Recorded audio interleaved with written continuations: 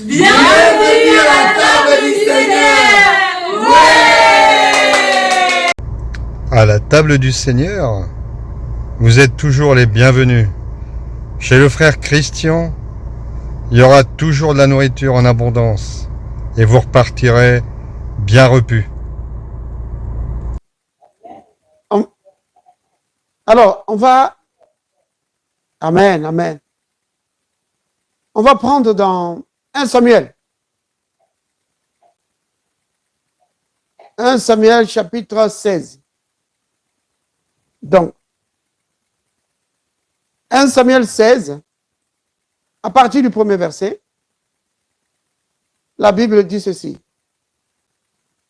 L'Éternel dit à Samuel, quand cesseras-tu de pleurer sur Saül? Je l'ai rejeté, afin qu'il ne règne plus sur Israël. Remplis ta corne d'huile et va. Je t'enverrai chez Isaïe, Bethléemite, car j'ai vu parmi ses fils celui que je désire pour roi. Vous voyez? Donc, Dieu dit à son prophète Samuel, va chez Isaïe. Il a un fils là-bas, que moi j'ai choisi.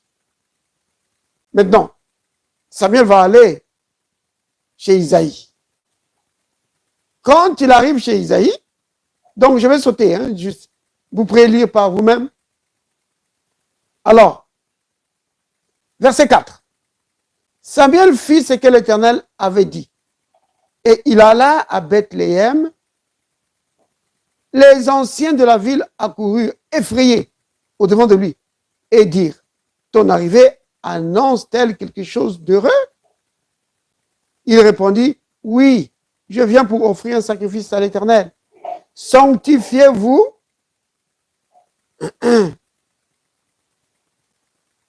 Il dit, sanctifiez-vous et venez avec moi au sacrifice. Il fit aussi sanctifier Isaïe et ses fils. Et il les invita au sacrifice. Lorsqu'ils entrèrent, il se dit, en voyant Eliab, certainement, Sœur Rolin, que le Seigneur te bénisse. Donc, on est en train de lire dans 1 Samuel chapitre 16. On a commencé à partir du premier verset. J'ai lu le premier verset et puis maintenant, j'ai sauté et j'ai repris à partir du verset 4. Ça, c'était pour gagner du temps. Alors, verset 6. Lorsqu'ils entrèrent, il se dit, donc c'est Samuel,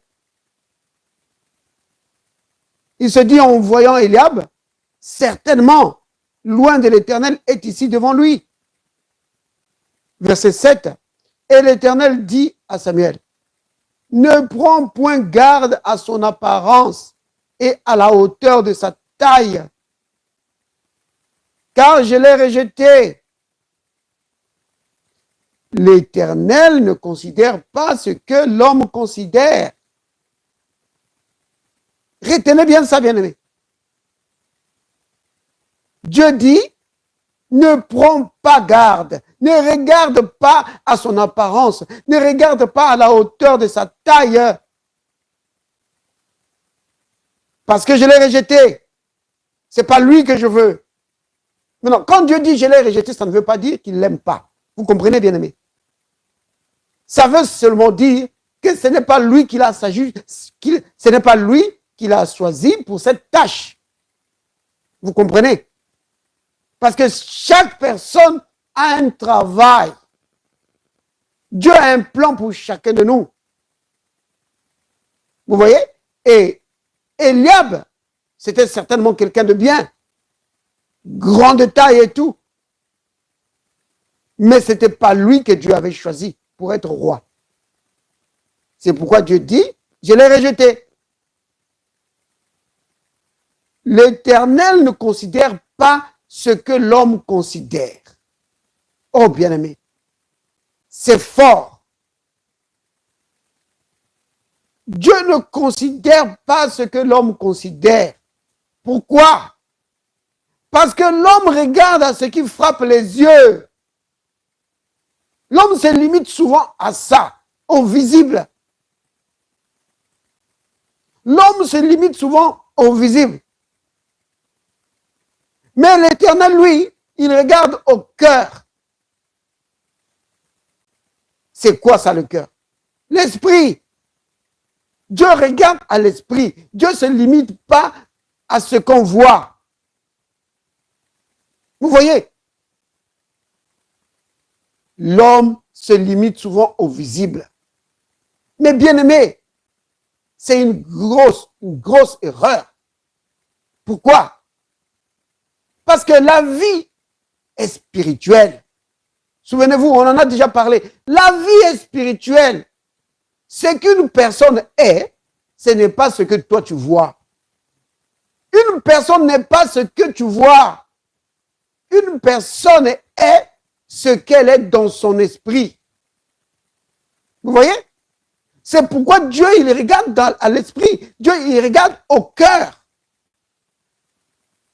Et nous aussi, nous devons voir les choses comme Dieu les voit. C'est-à-dire, nous devons considérer le côté spirituel des choses.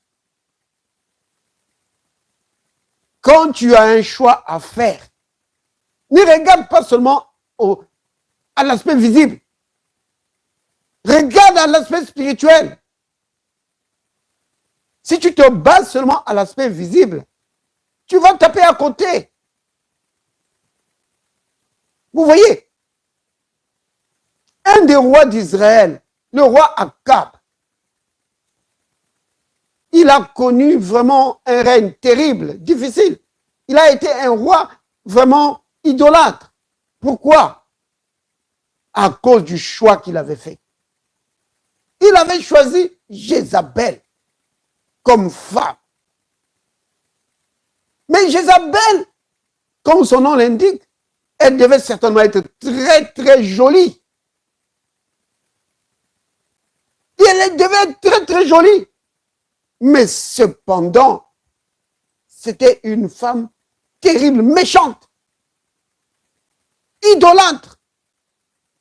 Mais le roi Akab, il a vu seulement ce qui frappe les yeux. Vous voyez? Dieu dit, l'homme regarde à ce qui frappe les yeux. Alors, bien aimé, fais attention à ce qui frappe tes yeux. Ce qui frappe tes yeux là, fais attention, ça risque de t'amener vraiment dans des problèmes. Si tu te bases seulement sur ce que tu vois ou sur ce que tu entends. Maintenant, bien aimé, il faut comprendre, hein, dans ce passage ici, quand on dit que l'homme regarde à ce qui frappe les yeux, il faut prendre cela d'une manière spirituelle. C'est-à-dire que tu ne te limites pas seulement, aux yeux en tant qu'organe de sens. Vous comprenez? Donc ne te limite pas au sens de la vue. En réalité, ici, ce que Dieu veut dire, c'est que l'homme se limite souvent aux 5 sens. Quand l'homme fait son choix, il se limite souvent à ses 5 sens. Vous voyez?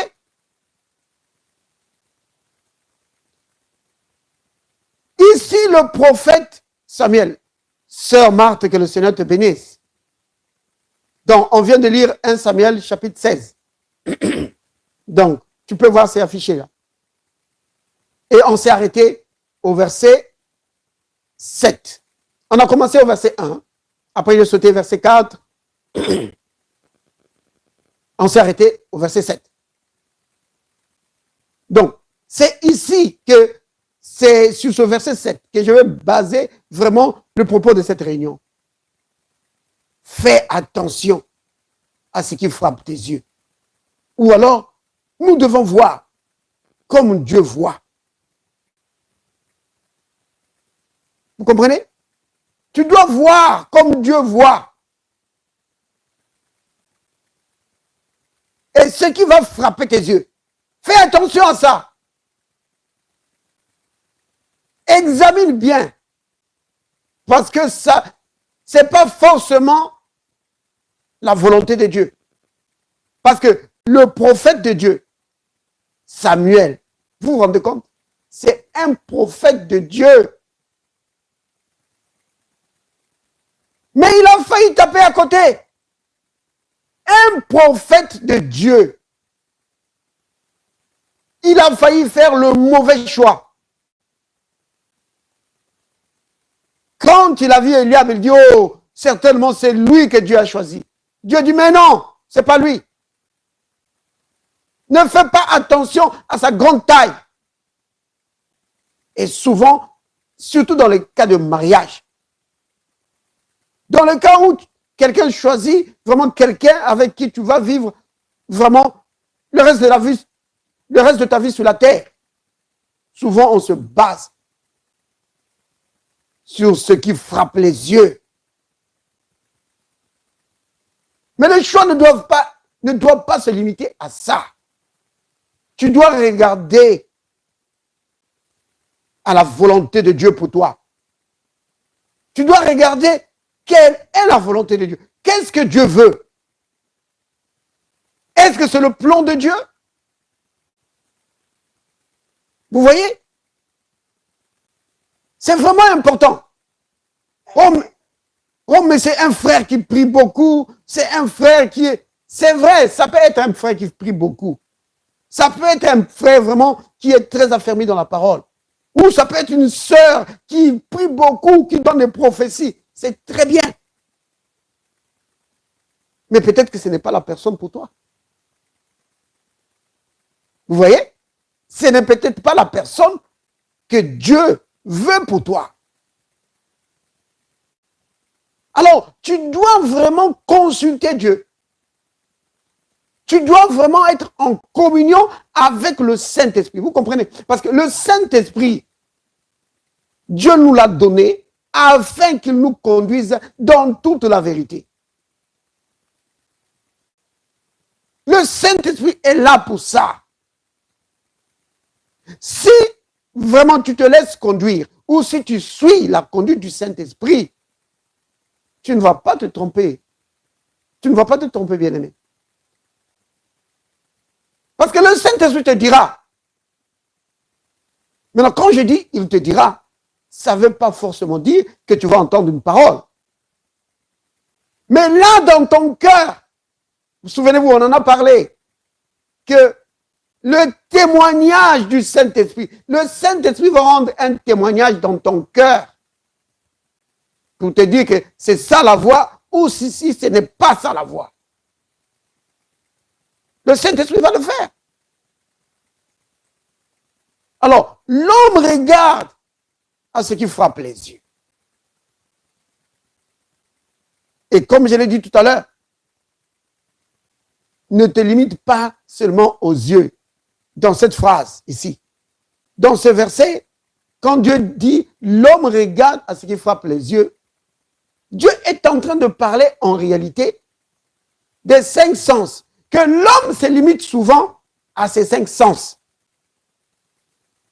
L'homme se fie à ces 5 sens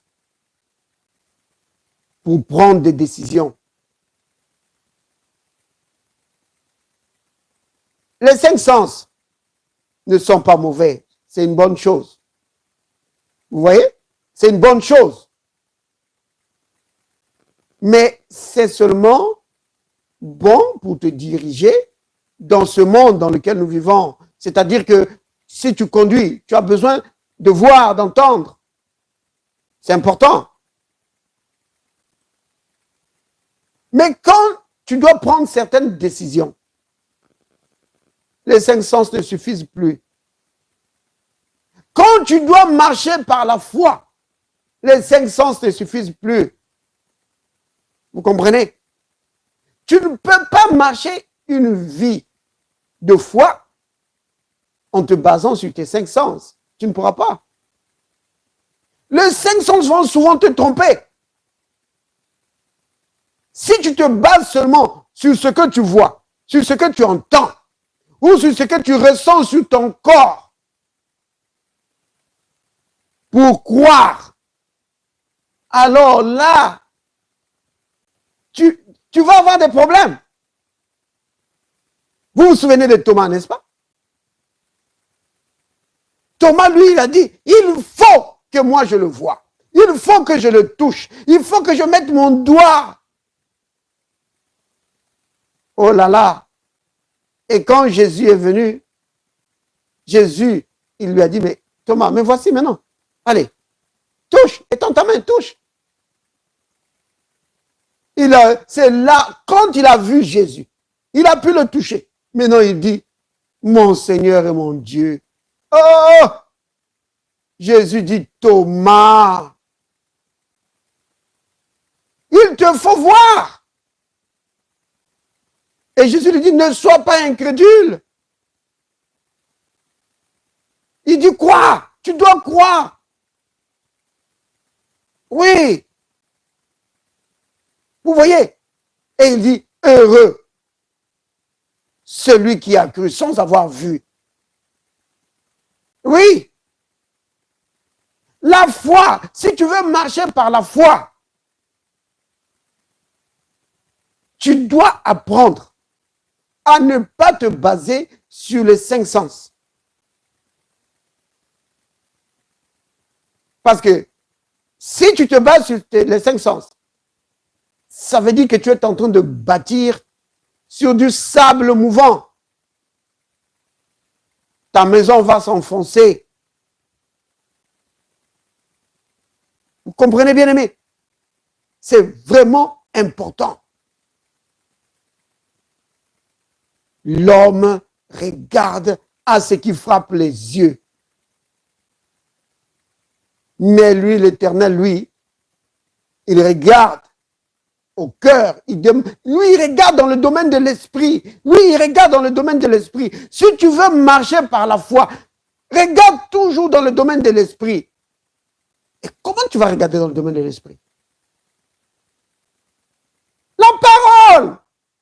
C'est la parole qui t'introduit dans le domaine de l'esprit. Vous comprenez? Parce que la parole va te dire ce qui est dans le domaine de l'esprit. Par exemple, la parole va te dire que par les méthodes de Jésus, tu as été guéri. C'est ça la vérité, c'est ça la réalité. Mais c'est une réalité spirituelle. Vous comprenez? Parce que si tu regardes à ce que tes sens te disent, tu pourras dire, mais j'ai encore mal, j'ai encore ceci. Mais la parole, elle te dit que selon le Seigneur, tu es en bonne santé. Pourquoi? Parce que le maître sûr de Jésus t'en guérit. Là, à la croix, il y a plus de 2000 ans, le Christ, en donnant sa vie, par les meurtrissures de son corps, l'humanité a été débarrassée de la maladie. Donc, l'humanité n'a pas seulement été débarrassée du péché, l'humanité a été débarrassée de la maladie. Vous voyez? Mais ça, c'est une réalité spirituelle. Et la foi s'appuie sur ce que la parole de Dieu dit. Vous comprenez, bien aimé? Quand tu bases ta marche sur ce que tu ressens, sur ce que tu vois, sur ce que tu entends, oh là là, ça va être difficile de marcher par la foi. Et il y a vraiment un exemple très frappant. C'est le cas de l'apôtre Pierre. Quand Pierre a dit au Seigneur Jésus, il dit, si c'est toi, ordonne que je vienne vers toi. Le Seigneur lui a dit, viens. Pierre est sorti de la barque et il a commencé à marcher. Il a commencé à marcher sur l'eau. Bien-aimé, comment Pierre a-t-il pu sortir de la barque et se tenir sur l'eau sans s'enfoncer? Comment c'est possible? Parce qu'il a cru, c'est la foi. Parce que, normalement, un humain ne peut pas flotter sur l'eau. Tu ne peux pas rester sur l'eau, c'est pas possible. Dès que tu te mets, n'importe quel objet solide. Bon, évidemment, vous allez parler de la densité, mais supposons que ce soit un objet ayant une densité beaucoup plus grande. L'objet va s'enfoncer dans l'eau. C'est comme ça. Mais Pierre, il sort de la barque. Il se tient sur l'eau, sans s'enfoncer. C'est parce qu'il avait mis sa confiance dans la parole de Jésus. Jésus lui a dit, viens. Il est sorti de la barque, il s'est tenu sur l'eau. Vous voyez? Maintenant, combien de pas a-t-il fait? La Bible ne nous dit pas. Même si, bien aimé, même si il avait fait un seul pas, c'est déjà un grand miracle de se tenir sur l'eau sans s'enfoncer. Vous voyez? Donc, un miracle était là, en train de commencer. Un miracle était en train de s'accomplir là. Un être humain se tenait sur l'eau, sans s'enfoncer. Maintenant, pour que ce miracle continue, il fallait que Pierre continue à s'appuyer sur la parole du Seigneur sans tenir compte de tous les éléments extérieurs. Vous voyez? Mais voyant que le vent était contraire, quand il a vu que les éléments commençaient à changer, il a eu peur. Vous voyez? L'homme regarde à ce qui frappe les yeux, à ce qui frappe les cinq sens. C'est souvent ça qui enfonce l'homme.